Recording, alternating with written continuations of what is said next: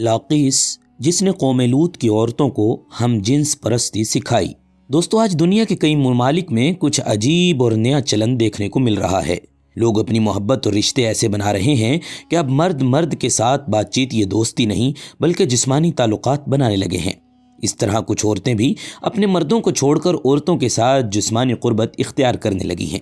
یہ بات سن کر شاید آپ کو حیرت ہو، لیکن یہ حقیقت ہے جسے نظر انداز نہیں کیا جا سکتا۔ یہ سب کچھ آج سے شروع نہیں ہوا بلکہ بہت پہلے ایک بدبخت شیطان تھا جس کا نام لاقیس تھا۔ یہی وہ شیطان تھا جس نے انسانوں کے دلوں اور جسموں کی محبت کا رخ اپنی ہی جنس کی طرف موڑ دیا، یعنی عورت کا عورت کے ساتھ اور مرد کا مرد کے ساتھ جسمانی تعلق بنانے کا آغاز اسی شیطان لاقیس سے ہوا تھا۔ یہ لاقیس کون تھا اور اس نے عورتوں کو عورتوں کی طرف مائل کیسے کیا؟ مکمل قصہ آپ آج کی ویڈیو میں جانیں گے کہ کس طرح قوم لوط کی عورتیں اس شیطان لاقیس کی چال میں آ گئی، اور آج کی دنیا میں جو ہم جنس پرستی پھیل رہی ہے، کیا اسے وہی لاقیس کی باقیات قرار دیا جا سکتا ہے؟ ناظرین، یہ سب کچھ آپ اس ویڈیو میں دیکھیں گے، اور یہ ویڈیو وہ آئینہ ہے جس میں آپ ہم جنس پرستی کی جڑیں پہچان لیں گے۔ تو ویڈیو سے نظر مت ہٹائیے گا اور آخر تک اسے ضرور دیکھیے گا، یہ آپ کی آنکھیں کھول دے گی۔ ناظرین، ہم جنس پرستی کا یہ قصہ یوں بیان ہوا ہے کہ اردن کے شہر صدوم کے گرد و نواح میں 5 خوبصورت شہر آباد تھے، جن میں سے ہر ایک کی آبادی 1 لاکھ سے زیادہ تھی۔ یہ علاقہ نہایت سرسبز و شاداب اور قدرت کی فیاضی کا حسین مرکز تھا۔ باغات کی کثرت، لہلہاتے کھیت یہاں کے باسیوں کی ضروریات سے کہیں زیادہ تھے، اور یہی وجہ تھی کہ قرب و جوار کی بستیوں کے باسی بھی اپنی معاشی غذائی ضروریات پورا کرنے کے لیے ان بستیوں کا رخ کیا کرتے تھے۔ مگر یہ بات ان بستیوں کے لوگوں کو بالکل بھی پسند نہ تھی۔ ان کے خیال کے مطابق ان کی بستیوں میں پیدا ہونے والے پھلوں، اناج اور سبزیوں پر صرف انہی کا حق تھا۔ ان کی شدید خواہش تھی کہ دوسری بستیوں کے لوگ ان علاقوں کا رخ نہ کریں، لیکن یہ انہیں منع کرنے سے بھی ڈرتے تھے۔ جب کوئی قوم اللہ کی دی ہوئی نعمتوں کا شکر ادا کرنے کی بجائے تکبر، غرور اور عادات بد میں مبتلا ہو جائے تو ایسے لوگوں کے دل شیطان کے چنگل میں پھنس جاتے ہیں، اور پھر یہ ابلیس کے نقش قدم پر چلنے لگتے ہیں۔ لہٰذا ایک دن بستی کے لوگ باہر آنے والوں کو روکنے کے طریقوں پر غور کرنے لگے۔ شیطان لاقیس بن ابلیس ایک بزرگ کی شکل میں ان کی محفل میں آیا اور کہا کہ اگر تم ان باسیوں سے پیچھا چھڑانا چاہتے ہو تو میرے کہنے پہ عمل کرو۔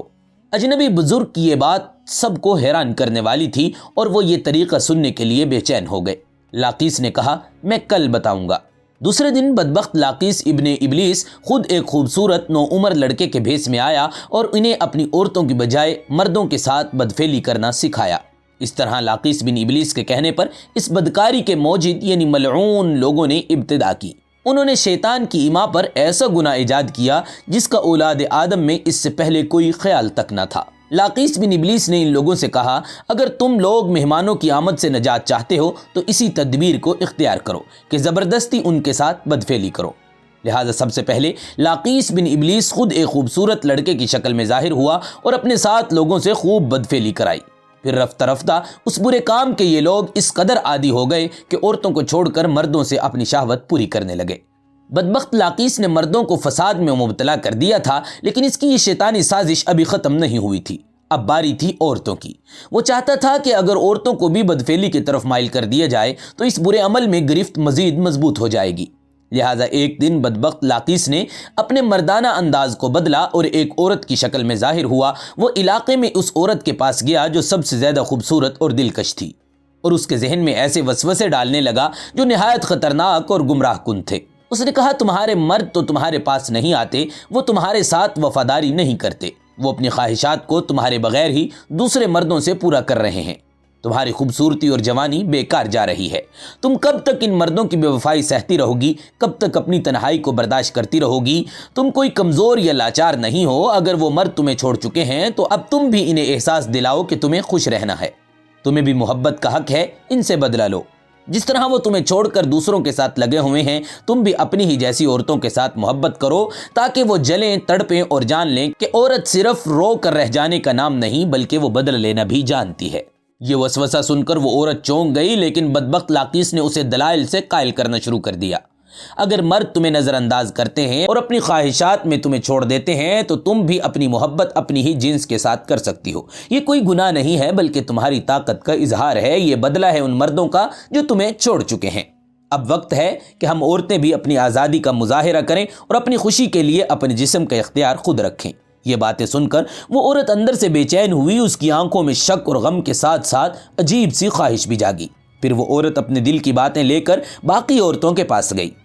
اس نے ان عورتوں سے کہا، ہم سب کو مرد چھوڑ چکے ہیں، وہ اپنی خواہشات کے لیے ہمارے پاس نہیں آتے، ہم تنہا اور بے سہارا ہیں، لیکن اگر ہم بھی اسی طرح عورتوں کے ساتھ محبت کرنے لگیں تو ہم ان مردوں سے بہترین بدلہ لے سکتی ہیں۔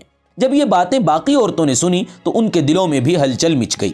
کچھ عورتیں شرمندہ اور خوفزدہ ہوئی، کچھ کی آنکھوں میں غصہ بھر گیا اور کچھ نے ہمت کر کے اس نئے راہ پہ چلنے کا ارادہ کر لیا۔ وہ سب مل کر یہ سمجھنے لگی کہ اگر مردوں نے انہیں ترک کر دیا ہے تو وہ بھی اپنی خوشی اپنی ہم جنس سے تلاش کریں گی۔ یوں بدبخت لاقیس بن ابلیس کی شیطانی چال نے عورتوں کے ذہنوں کو بھی گمراہ کر دیا اور وہ بھی اس گناہ میں مبتلا ہو گئی جس سے پہلے آج تک کوئی جانتا بھی نہیں تھا، اور اس طرح یہ لعنت اس علاقے کے مردوں اور عورتوں سب میں پھیل گئی۔ یہی وہ وقت تھا جب اللہ تعالیٰ نے حضرت لوط علیہ السلام کو نبی بنا کر اس قوم کی اصلاح کے لیے بھیجا۔ حضرت لوط نے ان کو توحید کی دعوت دی اور ان بے ہدہ حرکات سے منع کیا۔ قرآن کریم میں اللہ تعالیٰ فرماتے ہیں، لوط کو یاد کرو جب انہوں نے اپنے قوم سے کہا، تم بے حیائی کے کام کیوں کرتے ہو؟ کیا تم عورتوں کو چھوڑ کر مردوں میں لذت حاصل کرنے کی کوشش کرتے ہو؟ حقیقت یہ ہے کہ تم احمق لوگ ہو۔ ناظرین، حضرت لوط علیہ السلام اپنی قوم کی عادت بد کی وجہ سے بڑے فکر مند رہتے تھے اور وہ دن رات انہیں نصیحت و تبلیغ کرتے رہتے تھے، لیکن قوم پر اس کا کوئی اثر نہیں ہوتا تھا، اور اس کے ساتھ ساتھ وہ لوط علیہ السلام کے سخت رویے اور ان کے طرز طریق کا مذاق اڑاتے تھے۔ ارشاد باری تعالیٰ ہے، قوم لوط نے بھی پیغمبروں کو جھٹلایا جب ان سے ان کے بھائی لوط نے کہا، تم کیوں نہیں ڈرتے؟ میں تمہارا امانت دار پیغمبر ہوں، تم اللہ سے ڈرو اور میرا کہا مانو۔ میں تم سے اس کام کا بدلہ نہیں مانگتا، میرا بدلہ اللہ کے ذمہ ہے کہ تم اہل عالم میں سے لڑکوں پر مائل ہوتے ہو اور تمہارے پروردگار جو تمہارے لیے تمہاری بیویاں پیدا کر رہا ہے ان کو چھوڑ رہے ہو۔ حقیقت یہ ہے کہ تم حد سے نکلنے والے ہو۔ انہیں حضرت لوط علیہ السلام کا سمجھانا برا لگا، لہٰذا انہوں نے صاف صاف کہہ دیا، اگر تم ہمیں اس برے کام سے روکتے ہو، ہمارے کاموں میں مداخلت کرتے ہو تو ہم تمہیں شہر سے نکال دیں گے۔ حضرت لوط علیہ السلام مایوس ہونے کی بجائے قوم کو راہ راست پر لانے کی جد و جہد میں مصروف رہے، لیکن وہاں کیفیت یہ تھی کہ مرض بڑھتا گیا جوں دعا کی۔ یعنی جتنا حضرت لوط علیہ السلام انہیں اللہ کے عذاب سے ڈراتے، یہ لوگ اتنا ہی حضرت لوط علیہ السلام کا مذاق اڑاتے اور اللہ کے عذاب الہی کی فرمائش کرتے کہ اگر تم سچے ہو تو اپنے خدا سے کہو ہمارے اوپر اپنا عذاب نازل کر دے۔ لہٰذا حضرت لوط علیہ السلام نے نہایت بے بسی کے عالم میں اللہ تعالیٰ سے یہ دعا مانگی، اے میرے پروردگار، ان مفسد لوگوں کے مقابلے میں میری مدد فرما۔ بس پھر اللہ تعالیٰ نے اپنی نبی کی دعا قبول فرمائی اور خاص فرشتوں کو دنیا کی طرف روانہ کر دیا۔ یہ فرشتے پہلے ابراہیم علیہ السلام کے پاس انسانی شکل میں تشریف لائے۔ جب وہ فرشتے ان کے پاس آئے، سلام کیا تو انہوں نے سلام کے جواب میں کہا۔ حضرت ابراہیم نے دیکھا یہ تو انجان لوگ ہیں، تو انہوں نے مہمان نوازی کے تقاضوں کے پیش نظر انہیں عزت و احترام کے ساتھ بٹھایا، پھر ان کے لیے گھر سے بھنا ہوا موٹا بچڑا لائے اور کھانے کے لیے ان کے سامنے رکھ دیا، لیکن انہوں نے کھانے کو ہاتھ نہیں لگایا، جس پر ابراہیم علیہ السلام نے ان سے پوچھا کہ وہ کھانا کیوں نہیں کھاتے۔ اس موقع پر ابراہیم علیہ السلام کے دل میں کچھ خوف بھی پیدا ہوا۔ فرشتوں نے جب ابراہیم کے چہرے پر خوف کے آثار دیکھے تو کہا کہ آپ ہم سے خوف نہ کھائیے، ہم آپ کو ایک دانش مند بیٹے کی بشارت دینے آئے ہیں۔ حضرت ابراہیم نے ان سے کہا، اے اللہ کے بھیجے ہوئے فرشتوں، اس کے علاوہ بھی تمہارا کوئی کام ہے؟ انہوں نے کہا، ہم گناہگار قوم کی طرف بھیجے گئے ہیں تاکہ ان پر مٹی کے کنگر برسائیں جو تمہارے رب کی طرف سے حد سے گزرنے والوں کے لیے ایک نشانی ہے۔ دراصل ابراہیم علیہ السلام اس لیے فکر مند ہو گئے تھے کہ فرشتے جس بستی کی جانب جا رہے تھے وہاں لوط ہی رہتے تھے۔ قرآن پاک میں ارشاد باری تعالیٰ ہے، ابراہیم نے کہا اس میں تو لوط بھی ہیں۔ وہ کہنے لگے، جو لوگ یہاں رہتے ہیں ہمیں سب معلوم ہے، ہم ان کو اور ان کے گھر والوں کو بچا لیں گے بجز ان کی بیوی کے کہ وہ پیچھے رہ جانے والوں میں شامل ہو جائے گی۔ حضرت ابراہیم علیہ السلام کا ڈر اور خوف ختم ہو چکا تھا، لیکن انہیں علم تھا کہ اللہ کا عذاب قوموں کو نیست و نابود کر دیتا ہے۔ حضرت ابراہیم نہایت رحم دل اور رقیق القلب تھے، چنانچہ انہوں نے فرشتوں سے کہا، قوم لوط کے بارے میں دوبارہ پوچھا، کہ جسے اللہ نے یوں بیان فرمایا، جب ابراہیم کا ڈر اور خوف جاتا رہا، انہیں خوشخبری مل گئی تو وہ قوم لوط کے بارے میں بحث کرنے لگے، اور بے شک ابراہیم بردبار، نرم دل اور اللہ کی طرف رجوع کرنے والے ہیں۔ اس پر فرشتوں نے فرمایا، اے ابراہیم، اس خیال کو چھوڑ دیجئے، آپ کے رب کا حکم ان تک پہنچ چکا، ان لوگوں پر کبھی نہ ٹلنے والا عذاب آنے والا ہے۔ حضرت سعدی فرماتے ہیں، فرشتے ابراہیم علیہ السلام سے ملاقات کرنے کے بعد لوط کی بستی پہنچے اور دوپہر کے وقت وہاں داخل ہوئے۔ جب وہ صدوم شہر میں پہنچے تو ان کی حضرت لوط علیہ السلام کی صاحبزادی سے ملاقات ہوئی جو وہاں پانی بھرنے پہنچی تھی۔ فرشتوں نے لڑکی سے پوچھا، ہم یہاں کہیں ٹھہر سکتے ہیں؟ لڑکی نے جواب دیا، آپ یہیں رکیں، میں واپس آ کر بتاتی ہوں۔ در حقیقت لڑکی کو ڈر ہوا کہ اگر یہ قوم کے ہاتھ لگ گئے تو وہ ان سے بدسلوکی کریں گی۔ وہ اپنے والد حضرت لوط کے پاس تشریف لائیں اور صورتحال سے آگاہ کیا۔ ابا جان، شہر کے باہر چند اجنبی نوعمر لڑکے ہیں، کہیں ایسا نہ ہو کہ قوم ان کو پکڑ لے۔ قوم نے حضرت لوط کو مہمانوں کو اپنے پاس ٹھہرانے سے منع کیا، لیکن اس کے باوجود وہ چھپ چھپ کر انہیں اپنے گھر لے گئے۔ آج کا دن بڑا مشکل ہے۔ مفسرین فرماتے ہیں یہ فرشتے حضرت جبرائیل، حضرت میکائیل، حضرت اسرافیل تھے، جو نہایت حسین و جمیل نوعمر لڑکوں کی شکل میں تشریف لائے تھے۔ حضرت لوط علیہ السلام نے ان خوبصورت نوعمر لڑکوں کو دیکھا تو سخت گھبراہٹ اور پریشانی میں مبتلا ہو گئے۔ انہیں اپنی قوم کی عادت قبیحہ کے پیش نظر خطرہ تھا کہ نہ جانے ان کی قوم ان کے ساتھ کیا سلوک کرے۔ حضرت لوط کی بیوی کافروں سے ملی ہوئی تھی، سو اس نے نوعمر لڑکوں کی گھر میں موجودگی کا راز فاش کر دیا۔ یہ سن کر بستی والے دوڑے حضرت لوط علیہ السلام کے گھر پہنچے۔ قرآن پاک میں ارشاد ہے، اور جب قوم لوط دوڑتی ہوئی ان کے پاس پہنچی، یہ لوگ پہلے ہی برے کام کرتے تھے، تو لوط نے کہا، اے میری قوم، یہ جو میری قوم کی لڑکیاں ہیں یہ تمہارے لیے جائز اور پاک ہیں۔ اللہ سے ڈرو اور میرے مہمانوں کے ساتھ بدسلوکی نہ کرو اور مجھے رسوا نہ کرو۔ کیا تم میں سے کوئی بھی شائستہ آدمی نہیں ہے؟ حضرت لوط کی بات سن کر وہ لوگ بولے، اے لوط، کیا ہم نے تمہیں سارے جہاں کی حمایت اور طرفداری سے منع نہیں کیا تھا؟ اور تم بخوبی واقف ہو، ہمیں تمہاری بیٹیوں سے کوئی حاجت نہیں ہے، اور جو ہماری چاہت ہے تم اسے بھی جانتے ہو۔ قوم لوط کے اس بے شرمانہ جواب سے اندازہ لگایا جا سکتا ہے وہ فعل بد میں کس حد تک مبتلا ہو چکے تھے۔ مفسرین کہتے ہیں، جب حضرت لوط کی قوم ان کے گھر کی طرف دوڑی ہوئی آئی تو حضرت لوط نے گھر کے دروازے بند کر لیے اور ان نوجوانوں کو ایک کمرے میں چھپا دیا۔ بدکار مسلح لوگوں نے آپ کے گھر کا گھیراؤ کیا ہوا تھا اور ان میں سے کچھ گھر کی دیواروں پر چڑھنے کی کوشش کر رہے تھے۔ حضرت لوط علیہ السلام اپنے مہمانوں کی عزت کی خاطر نہایت گھبرائے ہوئے تھے، لہذا اس بے بسی کے عالم میں ان کے منہ سے نکلا، اے کاش مجھے تمہارے مقابلے کی طاقت ہوتی یا میرے پاس کوئی مضبوط قلعہ ہوتا۔ فرشتے یہ سب منظر دیکھ رہے تھے۔ جب انہوں نے حضرت لوط کی بے بسی اور پریشانی کا یہ عالم دیکھا تو حقیقت سے پردہ اٹھاتے ہوئے گویا ہوئے، اے لوط، ہم تمہارے رب کے بھیجے ہوئے فرشتے ہیں، یہ لوگ ہرگز تم تک نہیں پہنچ سکیں گے۔ کچھ رات باقی رہے تو اپنے گھر والوں کو لے کر چل دو، تم میں سے کوئی شخص پیچھے مڑ کے دیکھنے والا نہ رہے، مگر تمہاری بیوی کہ جو آفت ان پر پڑنے والی ہے وہی اس پر پڑے گی۔ اللہ کے عذاب کا وعدہ صبح کے وقت کا ہے، اور کیا صبح کا وقت کچھ دور ہے؟ مفسرین کہتے ہیں، حضرت لوط حقیقت حال جان کر مطمئن ہو گئے اور اپنے اہل خانہ کے ساتھ رات ہی کو نکل کھڑے ہوئے۔ بیوی بھی ان کے ساتھ تھی، لیکن کچھ دور جا کر وہ واپس اپنی قوم کی طرف پلٹی اور قوم کے ساتھ جہنم رسید ہو گئی۔ قوم حضرت لوط علیہ السلام کے گھر کا دروازہ توڑنے پر بضد تھی، لہذا حضرت جبرائیل علیہ السلام نے گھر سے باہر نکل کر اپنے پر کا ایک کونا انہیں مارا، جس سے ان کی آنکھیں اندر کے ڈھیلے باہر آ گئے اور بصارت زائل ہو گئی، جس سے ان کی آنکھیں باہر آ گئی اور ان کی بینائی چلی گئی۔ یہ خاص عذاب ان لوگوں کو پہنچا جو حضرت لوط علیہ السلام کے پاس بدنیتی سے آئے تھے، اور صبح عذاب عام پھیلا دیا گیا۔ قرآن کریم میں ارشاد باری ہے، انہوں نے لوط سے ان کے مہمانوں کو لینا چاہا، لیکن ہم نے ان کی آنکھیں اندھے کر دی۔ ابھی صبح کا وقت کا آغاز ہوا تھا کہ اللہ کے حکم سے حضرت جبرائیل نے بستی کو اپنے پروں سے اکھیڑا اور اپنے بازوؤں پر رکھ کر آسمان کی طرف لے گئے، حتیٰ کہ آسمان والوں نے بستی کے کتوں کے بھونکنے اور مرغوں کی آوازیں سنی۔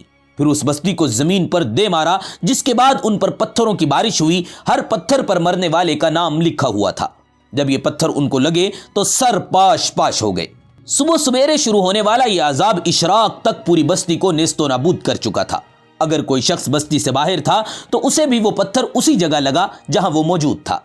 اللہ تعالیٰ نے قرآن کریم میں فرمایا، اور پھر جب ہمارا حکم پہنچا تو ہم نے بستی والوں کو پلٹ کر رکھ دیا اور زمین پر کنگر اور پتھر برسائے گئے، اور یہ تمہارے رب کی خاص نشانیاں تھیں جو ظالموں سے کچھ دور نہیں تھی۔ قوم لوط کی ان خوبصورت بستیوں کو اللہ تعالیٰ نے انتہائی بدبودار اور سیاہ جھیل میں تبدیل کر دیا، جس کے پانی سے رہتی دنیا تک کوئی فائدہ نہیں اٹھایا جا سکتا۔ سمندر کے اس خاص حصے کو کوئی جاندار مچھلی، مینڈک وغیرہ زندہ نہیں رہنے دیتے، اسی لیے اسے بحیرہ مردار یعنی ڈیڈ سی کہا جاتا ہے۔ اس کے مغرب میں اسرائیل اور مشرق میں اردن واقع ہے۔ بحیرہ میت یعنی ڈیڈ سی کا یہ علاقہ سطح سمندر سے 420 میٹر یعنی 1378 فٹ نیچے ہے۔ اس جھیل کی لمبائی 66 کلومیٹر اور چوڑائی 42 میل ہے۔ اس کا پانی حد سے زیادہ نمکین ہے۔ اس کے ارد گرد کی زمین جو کبھی دنیا کی سب سے سرسبز و شاداب زمین ہوا کرتی تھی، بنجر اور صحرا میں تبدیل ہو چکی ہے، اور اب یہ دنیا کا ایسا مقام ہے جہاں دنیا پنپ نہیں سکتی، اور یہ جگہ عقل و شعور رکھنے والوں کے لیے نصیحت ہے۔ کچھ سال پہلے بحیرہ مردار کے ساحل پر قوم لوط کی بستیوں کے بعض تباہ شدہ آثار ظاہر ہوئے، جسے اللہ تعالیٰ نے 1400 برس پہلے قرآن کریم میں بیان کر دیا تھا۔ جب انسانیت کے وقار کو پامال کیا جاتا ہے، جب نفس کو معبود بنا لیا جاتا ہے، ہر حد کو پار کر لیا جاتا ہے، تو اللہ رب العزت کے عذاب نے آسمانوں سے زمین کو الٹ کر رکھ دیا ہے۔ ایسی بستی جو کبھی زندہ تھی آج مردہ سمندر کہلاتی ہے۔ بحیرہ میت میں ایسا سمندر ہے جو زمین پر ہے مگر اس کے اندر کوئی جاندار موجود نہیں ہے، نہ مچھلی، نہ پودا، نہ حرکت، نہ سانس۔ اور یہی نہیں، اس کی فضا ایسی بوجھل، ایسی خوفناک ہے کہ وہاں کچھ دیر ٹھہرنا بھی مشکل ہو جاتا ہے اور روح کو خوفزدہ کر دیتا ہے۔ اب سوال یہ ہے کہ یہ نشانیاں ہم کس لیے دیکھتے ہیں؟ کیا یہ صرف قصے کہانیاں ہیں؟ کیا یہ صرف تاریخ کے صفحات کا حصہ ہیں؟ نہیں، بلکہ یہ ہم سب کے لیے ایک وارننگ ہیں۔ ناظرین، آج ہم کہاں کھڑے ہیں؟ آج کا معاشرہ وہی راستہ اختیار کر چکا ہے جو قوم لوط کا عمل تھا۔ جو کل گناہ کبیرہ تھا آج وہ شخصی آزادی بن چکا ہے۔ کل جسے بدکاری سمجھا جاتا تھا آج اسے محبت کا نام دیا جا رہا ہے۔ اب کوئی لاقیس عورتوں کو بہکا نہیں رہا، بلکہ آج media, social media, networks, فلمیں اور ڈرامے، حتیٰ کہ تعلیمی ادارے لاقیس بن چکے ہیں۔ یہ سب مل کر انسان کے دماغ میں یہ زہر بھر رہے ہیں کہ تمہارا جسم، تمہاری مرضی، تم جو کرنا چاہو کر لو، نہ رب کا خوف، نہ فطرت کا لحاظ، نہ اخلاق کی قید۔ آج کا نوجوان یہ سمجھتا ہے کہ جو چاہے، جس کے ساتھ چاہے، جب چاہے، جیسے چاہے کر لے، اسے نہ کوئی روک سکتا ہے، نہ کوئی پوچھ سکتا ہے۔ لیکن جب قوم لوط نے یہی سوچ اپنا لی تھی تو زمین ان کے لیے تنگ کر دی گئی۔ آسمان سے پتھروں کی بارش ہوئی اور زمین نے ان کے جسموں کو نگل لیا۔ مگر ہم عبرت کب حاصل کریں گے؟ ہم نے ڈیڈ سی کو ایک ٹورسٹ سپاٹ بنا دیا، لوگ وہاں جاتے ہیں، تصویریں کھنچواتے ہیں، تیراکی کرتے ہیں، لیکن کوئی یہ نہیں دیکھتا کہ وہاں اللہ کا عذاب ٹھنڈا پڑا ہوا ہے مگر اب بھی زندہ ہے۔ کوئی یہ نہیں سمجھتا وہ بستی نہیں اجڑی تھی، فطرت کی عزت مٹی میں ملی تھی۔ وہ جگہ ہمیں چیخ کر پکار کر کہتی ہے، اے انسان رک جا، لوٹ آ، رب کی بنائی ہوئی حدود سے مت ٹکرا، ورنہ تو بھی ملیا میٹ کر دیا جائے گا، تیری نسل کا نام و نشان مٹا دیا جائے گا، تیری تہذیب بھی اور سب کچھ۔ ناظرین، معاشرے کی اصلاح کا پہلا مرکز گھر ہوا کرتا ہے۔ جب والدین بچوں کو ان کی فطرت، ان کے جذبات اور ان کی تربیت کی طرف توجہ نہیں دیتے تو بچہ کسی نہ کسی لاقیس کے ہاتھ لگ جاتا ہے، کبھی فلموں میں، کبھی دوستوں کی صحبت میں، کبھی ٹی وی اور سوشل میڈیا پر، اور وہاں سے وہ راستہ شروع ہوتا ہے جو انجام کی طرف جاتا ہے، جہاں آخر میں یا تو تباہی یا عبرت۔ آج اگر والدین، اساتذہ، علماء، معاشرہ مل کر یہ عہد کر لیں کہ ہم فطرتی تعلیم کو عام کریں گے، ہم بچوں اور بچیوں کو حیا، عزت، غیرت اور اللہ کا خوف سکھائیں گے، تو شاید ہم اس عذاب سے بچ سکیں جو قوم لوط کے حصے میں آیا تھا۔ ہماری دعا ہے اللہ تعالیٰ ہمیں عقل دے، عبرت دے اور ہدایت دے، ہم اپنی آنے والی نسلوں کو فتنوں سے بچا سکیں۔ ہمیں قوم لوط سے سبق سیکھنے اور فطرت کی قدر کرنے اور حیا کا لباس پہننے کی ضرورت ہے۔ آمین یا رب العالمین۔